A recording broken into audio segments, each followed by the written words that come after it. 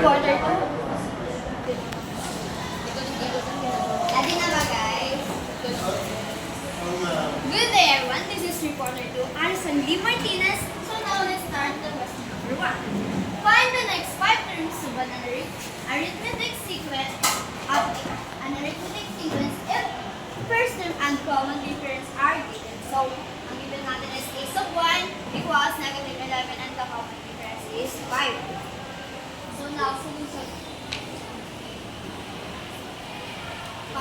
First, i-copy natin yung formula. So, a sub n equals a sub 1 plus quantity n minus 1 times common difference.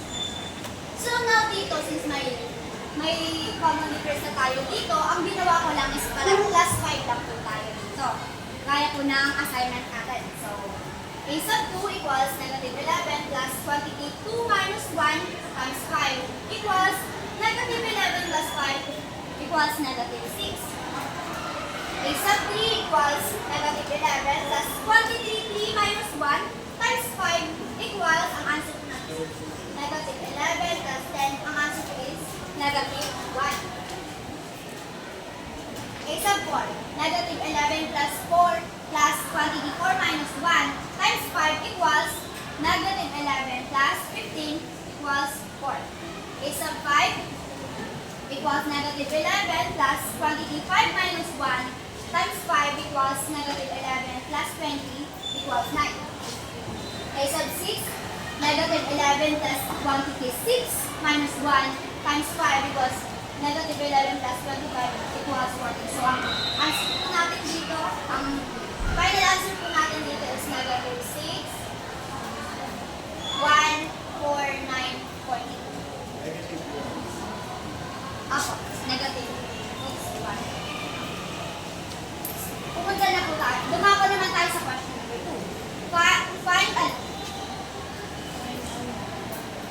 a sub.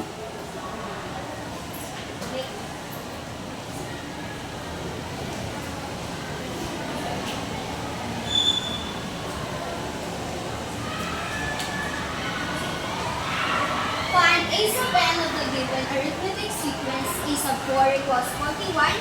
A sub 12 equals 105. And ang hahanapin natin is a sub.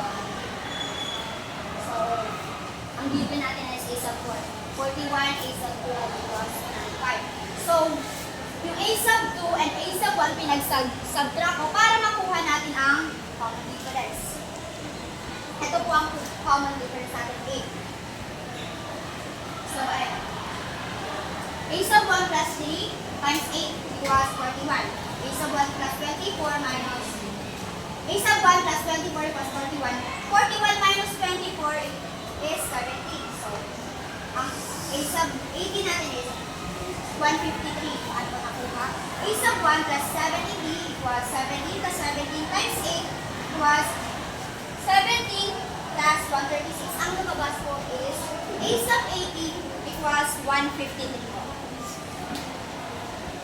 Ginamitan ko po dito sa question number 2 yung a sub 2 and a sub 1 pinag-subtract ko po para po makuha ko po yung common difference. Kaya po nakuha ko po yung a sub 2. So, dumako na sa question number 3. Find the first 4 terms of the sequence if the third term is 14 and the eighth term is negative 1.